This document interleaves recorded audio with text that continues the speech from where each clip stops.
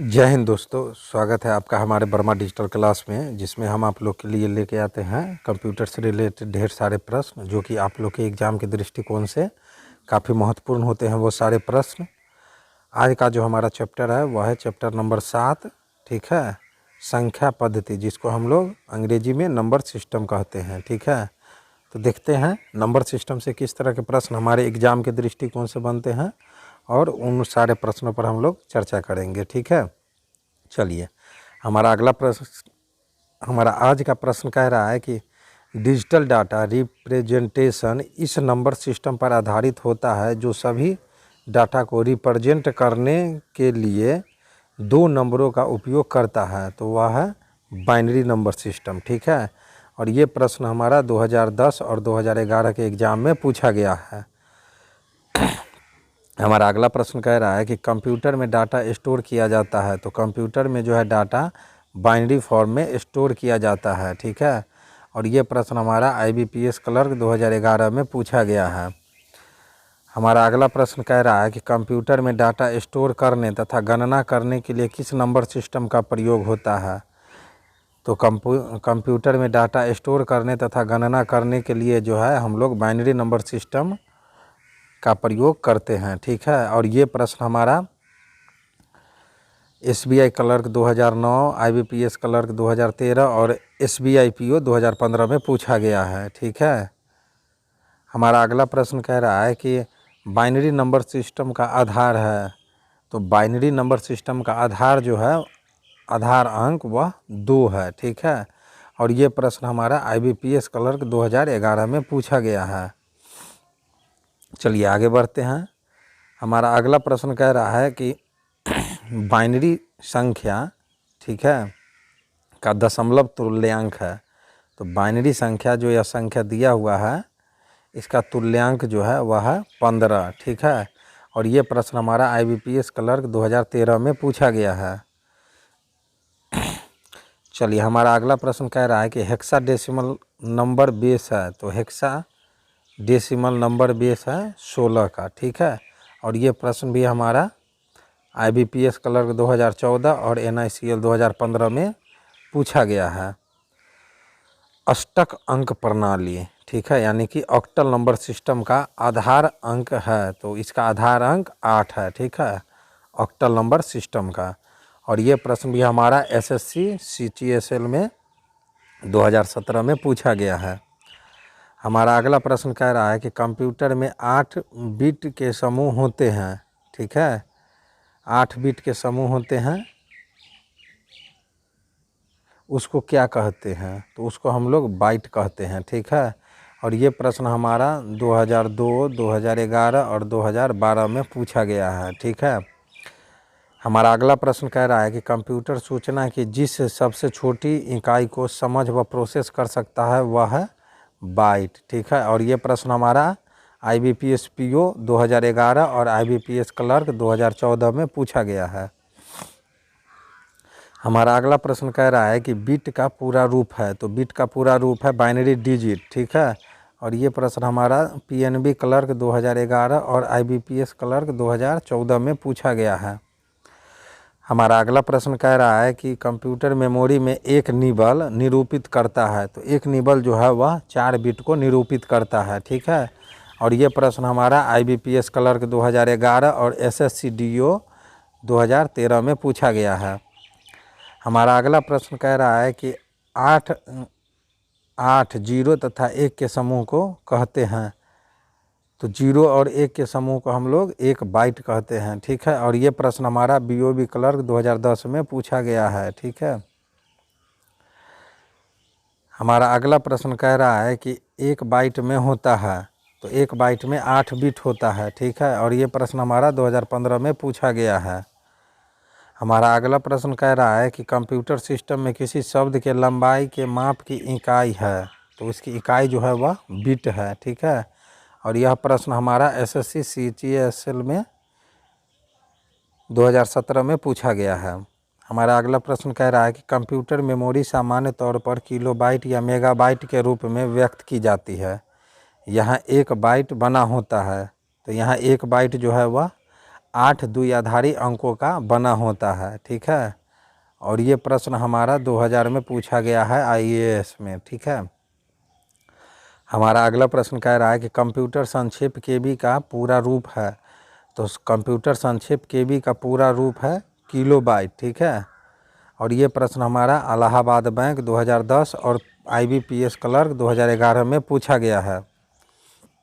हमारा अगला प्रश्न कह रहा है कि 1 बिलियन बाइट होता है लगभग। तो 1 बिलियन बाइट जो वह लगभग 1 गीगाबाइट के बराबर होता है, यानी कि 1 GB के बराबर होता है। और यह प्रश्न हमारा PNB क्लर्क 2010 और IBPS क्लर्क 2014 में पूछा गया है। हमारा अगला प्रश्न कह रहा है कि 1 मेगाबाइट कितने किलोबाइट के बराबर है।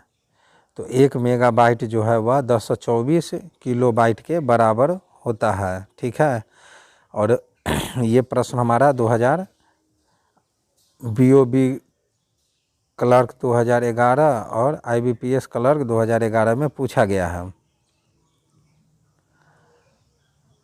हमारा अगला प्रश्न कह रहा है कि ये जो डिजिट दिया हुआ है बाइट जो लगभग 1 मिलियन बाइट है के समान मेमोरी माप का यूनिट है। तो इसका यूनिट जो है वह MB होता है, यानी कि मेगाबाइट। ठीक है, और ये प्रश्न भी हमारा 2005 और 2011 के एग्ज़ाम में पूछा गया है। हमारा अगला प्रश्न कह रहा है कि कितने मेगाबाइट MB से 1 गीगाबाइट GB बनता है। तो 1024 मेगाबाइट से 1 गीगाबाइट बनता है। ठीक है, और ये प्रश्न भी हमारा IBPS क्लर्क 2011 में पूछा गया है। हमारा अगला प्रश्न कह रहा है कि कंप्यूटर मेमोरी में संक्षिप्त रूप MB का है अर्थ है। तो MB का जो संक्षिप्त रूप अर्थ है वह है मेगाबाइट। ठीक है, और ये प्रश्न भी हमारा IBPS क्लर्क 2014 और PSC 2008 में पूछा गया है। हमारा अगला प्रश्न कह रहा है कि डिजिटल मेमोरी में 1 किलोबाइट समान है।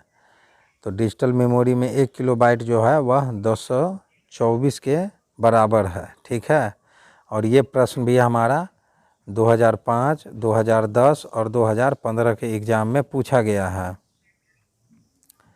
चलिए, हमारा अगला प्रश्न कह रहा है कि 1024 किलोबाइट बराबर होता है। तो 1024 किलोबाइट जो है वह 1 मेगाबाइट के बराबर होता है, और ये प्रश्न हमारा 2016 में पूछा गया है। हमारा प्रश्न संख्या 24 कह रहा है कि डिजिटल डाटा स्टोर करने की इकाई है जो 2 की घात, ठीक है, और ये जो आप लोग अंक देख रहे हैं, ठीक है, के बराबर है। तो यह जो बराबर है वह जेटाबाइट के बराबर है। ठीक है, ZB के। और ये प्रश्न हमारा जो है IBPS PO 2011 के एग्ज़ाम में पूछा गया है। हमारा अगला प्रश्न कह रहा है कि 10 लाख यानी कि 1 मिलियन बाइट लगभग होती है। तो 1 मिलियन बाइट जो है वह 1 मेगाबाइट के बराबर होती है, और ये प्रश्न हमारा 2008 और SBI क्लर्क 2008 में पूछा गया है। ठीक है, हमारा अगला प्रश्न कह रहा है कि बड़े से छोटे मेमोरी माप का सही क्रम है। तो बड़े से छोटे मेमोरी माप का सही क्रम है वह है TB, GB, MB, KB। ठीक है, सबसे बड़ा TB, फिर GB, फिर MB, फिर KB। और ये प्रश्न हमारा IBPS क्लर्क 2011 में पूछा गया है। हमारा अगला प्रश्न कह रहा है कि बाइनरी लैंग्वेज में वर्णमाला का प्रत्येक अक्षर नंबर और विशेष कैरेक्टर किसके यूनिक कॉम्बिनेशन से बना होता है।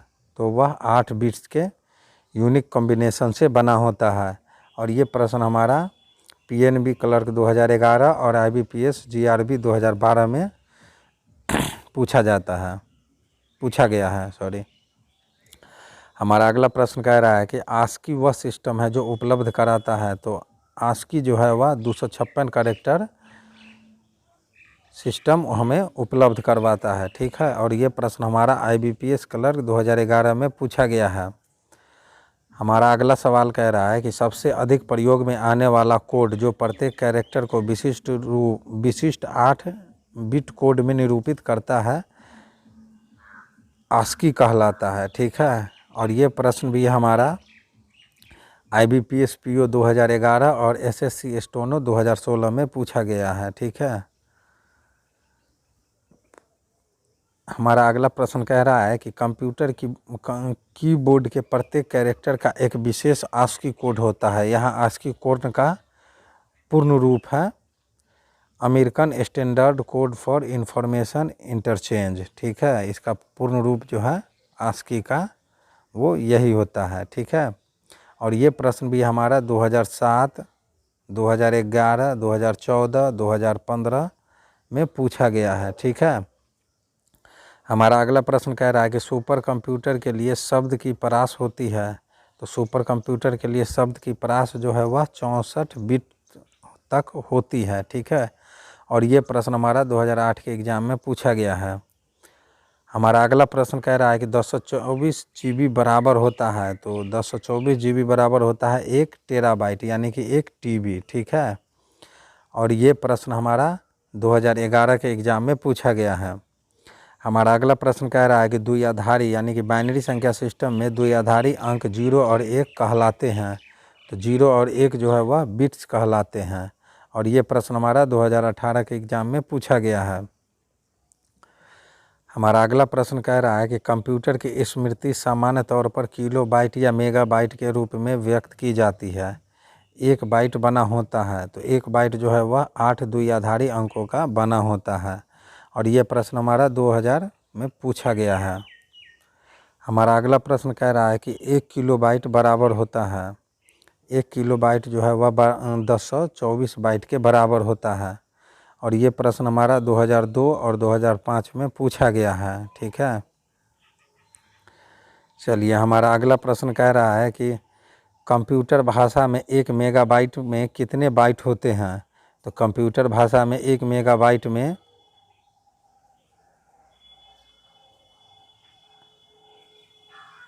10,48,576 बाइट्स होते हैं। ठीक है, ये जो नंबर दिया हुआ है टोटल इतने बाइट होते हैं। ठीक है, और ये प्रश्न हमारा 2005 के एग्ज़ाम में पूछा भी गया है। हमारा अगला प्रश्न कह रहा है कि 8 बीटों के समूह को कहते हैं। तो 8 बीटों के समूह को हम लोग बाइट कहते हैं। ठीक है, और ये प्रश्न हमारा 2002 के एग्ज़ाम में पूछा गया है। हमारा अगला प्रश्न कह रहा है कि 1 बाइट से कितने मूल्य निरूपित किए जा सकते हैं। तो 1 बाइट से जो है 256 मूल्य निरूपित किए जा सकते हैं। ठीक है, और ये प्रश्न हमारा SBI क्लर्क 2008 में पूछा गया है। हमारा अगला प्रश्न कह रहा है कि कंप्यूटर में प्रयुक्त अंक पद्धति है। तो कंप्यूटर में प्रयुक्त अंक पद्धति जो है वह है द्विआधारी, ठीक है, ऑक्टल और हेक्साडेसिमल, ये तीनों हैं। चलिए हमारा अगला प्रश्न कह रहा है कि बिट क्या है। तो बिट जो है वह कंप्यूटर मेमोरी की सबसे छोटी इकाई है। कंप्यूटर में शब्द की लंबाई को मापा जाता है। तो कंप्यूटर में शब्द की लंबाई को जो है हम लोग बाइट में मापते हैं। कंप्यूटर मेमोरी की क्षमता को मापते हैं। तो कंप्यूटर मेमोरी की क्षमता को हम लोग बाइट में मापते हैं।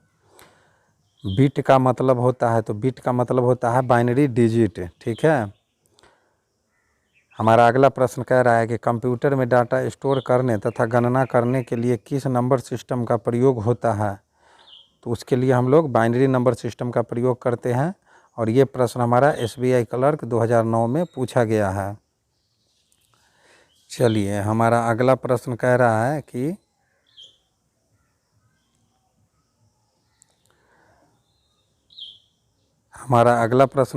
कि पद MB जो है प्रयोग किया जाता है। ठीक है, तो पद MB जो है वह मेगाबाइट के लिए प्रयोग किया जाता है, और ये प्रश्न हमारा 2008 के एग्ज़ाम में पूछा गया है। हमारा अगला प्रश्न कह रहा है कि 10 लाख मिलियन बाइट लगभग होती है। तो 10 लाख मिलियन बाइट जो है यानी कि 1 मिलियन बाइट जो है लगभग होती है वह मेगाबाइट के बराबर होती है, और ये प्रश्न हमारा 2008 में पूछा गया है। ठीक है, हमारा अगला प्रश्न कह रहा है कि स्टोरेज का सबसे बड़ा यूनिट कौन सा है। तो स्टोरेज का सबसे बड़ा यूनिट जो है वह TB होता है। ठीक है, और ये प्रश्न भी हमारा IBPS क्लर्क 2011 में पूछा गया है।